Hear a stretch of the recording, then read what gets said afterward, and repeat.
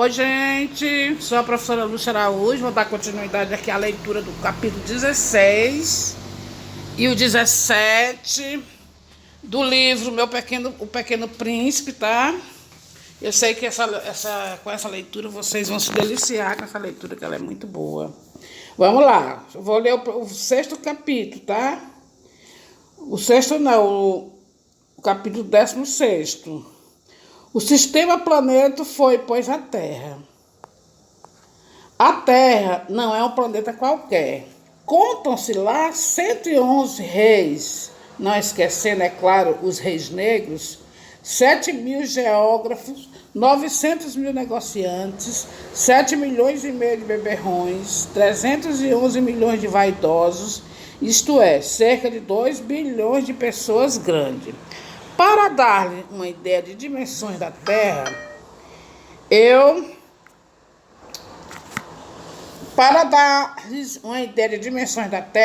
lhe direi que antes da invenção da eletricidade, era necessário manter para o conjunto dos 6 continentes um verdadeiro exército de 462.511 acendedores de lampiões.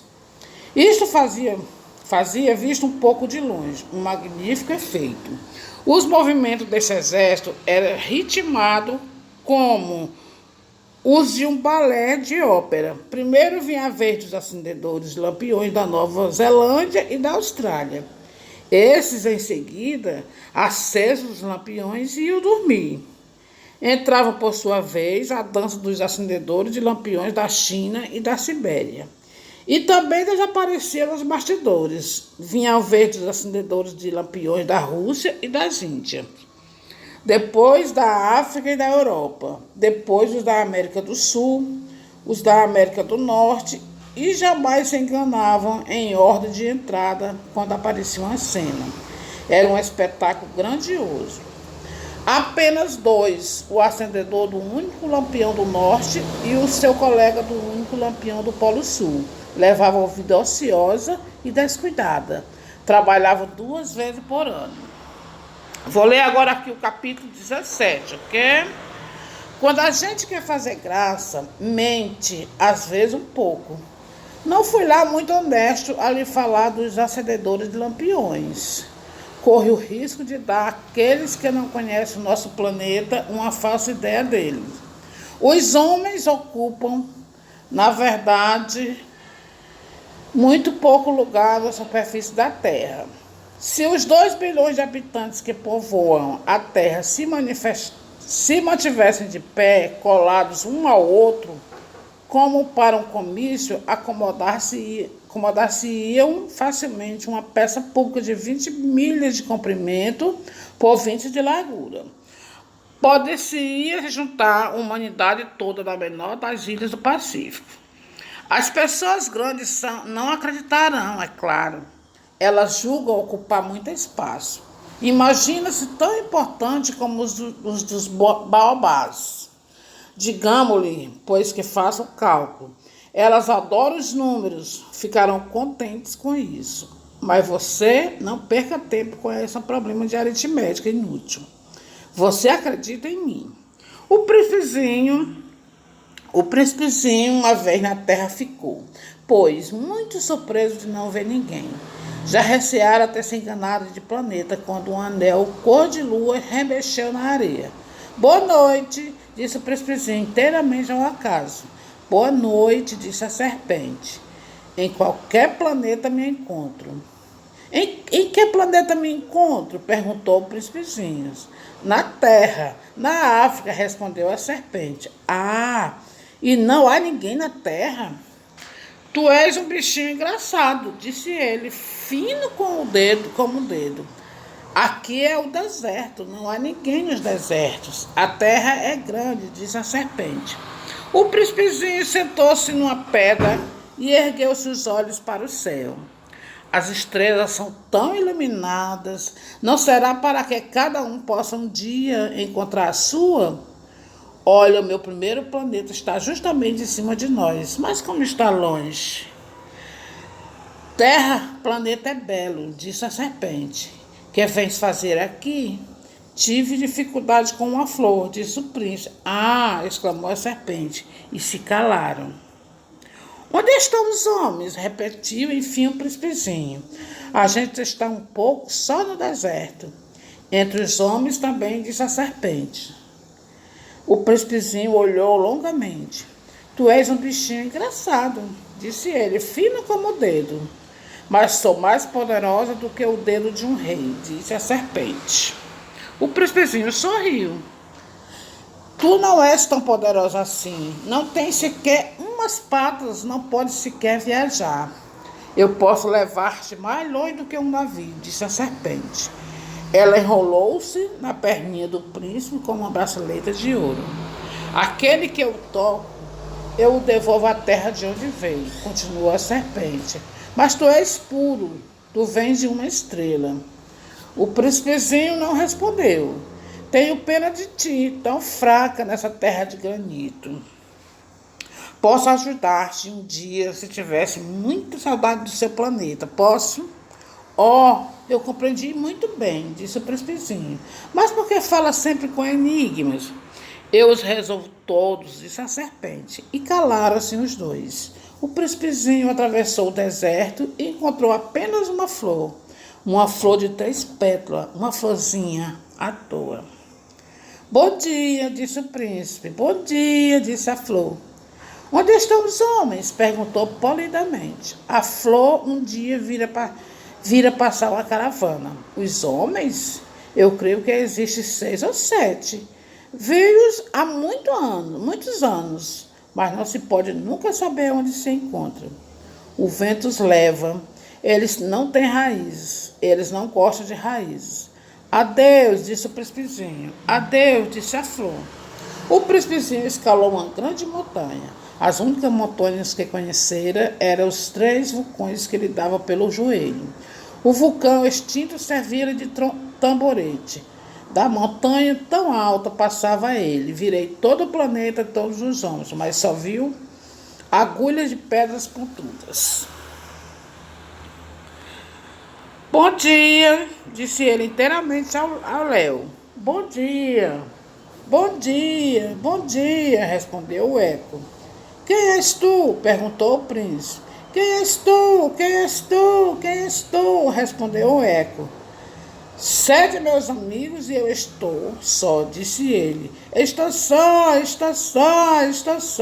respondeu o eco. Este planeta é todo seco, pontudo e salgado. Que planeta engraçado, pensou então. E todo seco, pontudo e salgado. E os homens não têm imaginação. Repete o que a gente diz. No meu planeta, eu tinha uma flor e era sempre ela que falava primeiro. Mas aconteceu que o príncipezinho, tendo andado muito tempo pelas areias, pelas rochas e pela neve, descobriu enfim uma entrada. E as estradas vão todas na direção dos homens. Bom dia, disse ele. Era um jardim cheio de rosa. Bom dia, disseram as rosas. O príncipezinho contemplou-as. Eram todas iguais à sua flor. Quem sois? Perguntou ele, estupefato. Somos rosas, disseram as rosas. Ah, exclamou o príncipezinho. E ele sentiu-se extremamente feliz. Sua flor lhe havia contado que ele era a única de sua espécie em todo o universo. E eis que havia 5.000 igualzinhas, não só no jardim. Ela haveria de ficar bem vermelha, pensou ele. Se visse isto, começaria a tossir, fingiria morrer para escapar ao ridículo. E eu, então, teria que fingir que cuidava dela, porque senão, só para me humilhar, ela era bem capaz de morrer de verdade. Depois refletiu ainda, eu me julgava rico de uma flor sem igual, e é apenas uma rosa comum que eu possuo. Uma rosa e 3 vulcões que me dão pelo joelho, um dos quais é extinto para sempre. Isso não faz de mim um príncipe muito grande. E deitado na relva, ele chorou. E foi então que apareceu a raposa. Bom dia, disse a raposa. Bom dia, respondeu polidamente o príncipezinho, que se voltou, mas não viu nada. Eu estou aqui, disse a voz, debaixo da macieira. Quem és tu? Perguntou o príncipezinho. Tu és bem bonita. Sou uma raposa, disse a raposa. Vem brincar comigo, propôs o príncipezinho. Estou tão triste, eu não posso brincar contigo, disse a raposa. Não me cativaram ainda. Ah, desculpa, disse o príncipezinho. Após uma reflexão, acrescentou. Que quer dizer cativar? Tu não és daqui? Disse a raposa. Que procuras? Procuro os homens, disse o príncipezinho, que quer dizer cativar. Os homens, diz a raposa, têm fuzis e caçam, e bem cômodo. Criam galinhas também. E a única coisa interessante que eles fazem, tu procuras galinhas? Não, disse o príncipezinho, eu procuro amigos. O que quer dizer cativar? É uma coisa muito esquecida, disse a raposa. Significa criar laços. Criar laços? Exatamente, disse a raposa. Tu não és ainda para mim senão um garoto inteiramente igual a 100.000 outros garotos. E eu não tenho necessidade de ti. E tu não tens também necessidade de mim. Não passa os teus olhos de uma raposa igual a 100.000 outras raposas. Mas se tu me cativas, nós teremos necessidade um do outro. Serás que para mim o único do mundo. E eu serei para ti única do mundo. Começa a compreender, disse o príncipezinho. Existe uma flor, eu creio que ela me cativou. É possível, disse a raposa. Vê-se tanta coisa na terra. Oh, não, foi na terra, disse o príncipezinho. A raposa pareceu intrigada. No outro planeta? Sim. Há caçadores nesse planeta? Não. Que bom. E galinhas? Também não. Nada é perfeito, suspirou a raposa. Mas a raposa voltou à sua ideia. Minha vida é monótona. Eu caço as galinhas e os homens me caçam. Todas as galinhas se parecem, todos os homens se parecem também. E por isso eu me aborreço um pouco. Mas se tu me cativas, minha vida será como que cheia de sol. Conhecerei um barulho de passos que será diferente dos outros. Os outros passos me fazem entrar debaixo da terra. O teu me chamará para fora da toca, como se fosse música. E depois, olha, vês de longe os campos de trigo. Eu não como pão. O trigo para mim é inútil. Os campos de trigo não me lembram coisa alguma. E isso é triste. Mas tu tem cabelos cor de ouro. Então será maravilhoso quando me tiveres cativado. O trigo que é dourado fará lembrar-me de ti. E eu amarei o barulho do vento no trigo. A raposa calou-se e considerou por muito tempo o príncipe. Por favor, cativa-me, disse ela. Bem quisera, disse o príncipezinho, mas eu não tenho muito tempo. Tenho amigos a descobrir e muitas coisas a conhecer. A gente só conhece bem as coisas que cativou, disse a raposa. Os homens não têm mais tempo de conhecer coisa alguma. Compram tudo prontinho nas lojas. Mas como não existe loja de amigo, os homens não têm mais amigos. Se tu queres um amigo, cativa-me. O que é preciso fazer? Perguntou o príncipezinho. É preciso ser paciente, respondeu a raposa. Tu te sentarás primeiro um pouco longe de mim, assim na relva. Eu te olharei com o canto do olho e tu não dirás nada. A linguagem é uma fonte de mal-entendidos, mas cada dia te sentarás mais perto. No dia seguinte, o príncipezinho voltou. Teria sido melhor voltares à mesma hora, disse a raposa.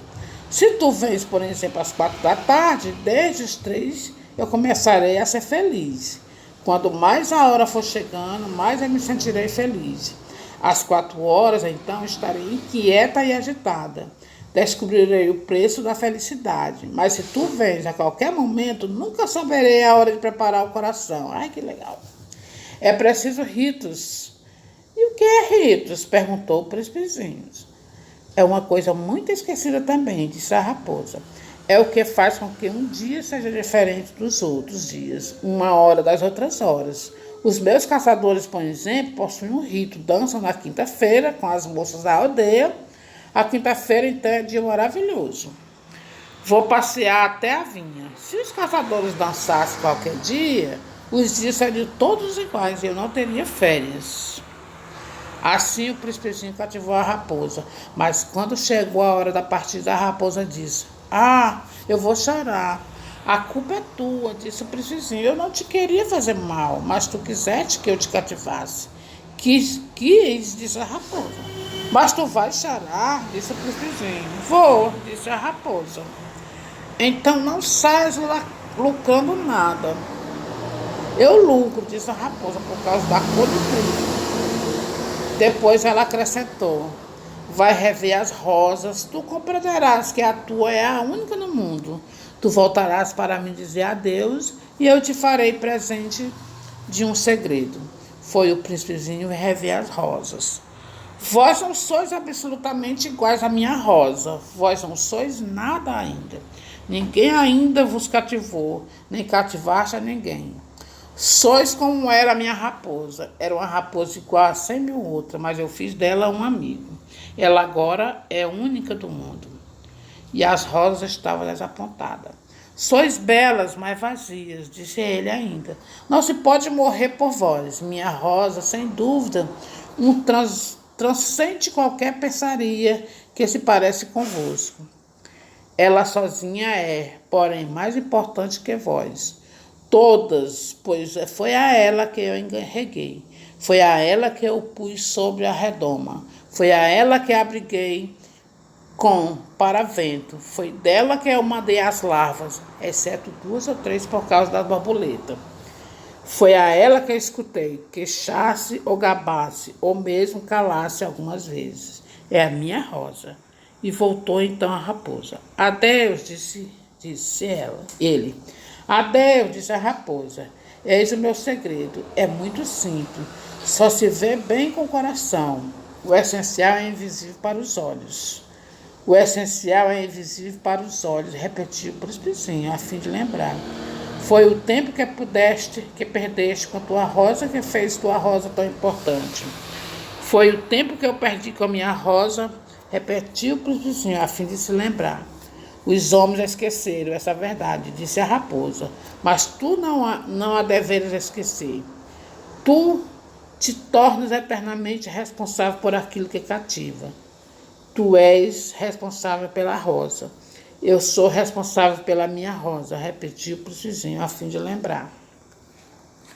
Aqui termina o capítulo 16. Vocês aguardem que logo, logo estarei lendo o capítulo 17, 18, 19 e o 20 para vocês, tá? Um abraço a todos e até mais.